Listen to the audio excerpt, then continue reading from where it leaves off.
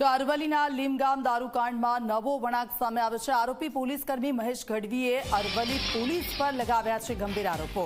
કહ્યું કે પોલીસ અને બહારના લોકો મને ષડયંત્રમાં ફસાવવા માંગે છે। મુખ્યમંત્રી, ગૃહમંત્રી અને ડીજીપીએ વિડીયો મારફતે રજૂઆત કરી છે।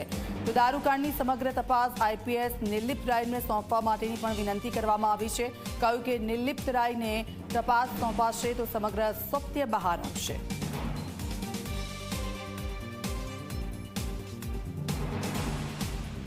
લીમગામમાં અરવલ્લી એલસીબી દ્વારા એક પ્રોહિબિશનની રેડ કરવામાં આવે।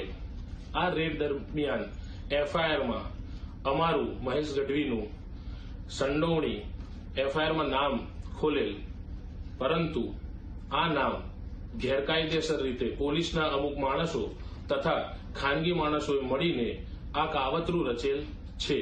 આ ગુનાના કામે જેટલા બી આરોપીઓ છે તેમાંથી એક પણ આરોપીને અમે કોઈ દિવસ ક્યાંય મળ્યા નથી, અમે એઓને ઓળખતા નથી તથા એમના કોઈનો અમારા જોડે કોઈ ટેલિફોનિક સંપર્ક થયેલ નથી। પરંતુ પોલીસના અને ખાનગી માણસોએ ભેગા મળી અમને અગમ કાવતરું કરી આ ગુનામાં સંડોવણી કરી ફસાવી માનસિક રીતે અમને હેરાન કરવામાં આ કાવતરું ઘડેલ છે।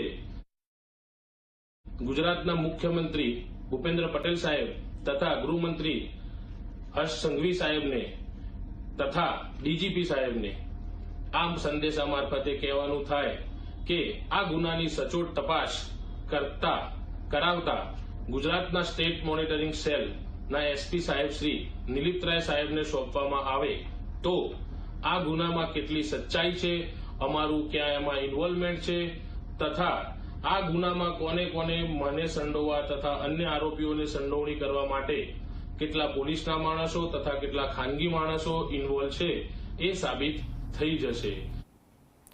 તો નર્મદાના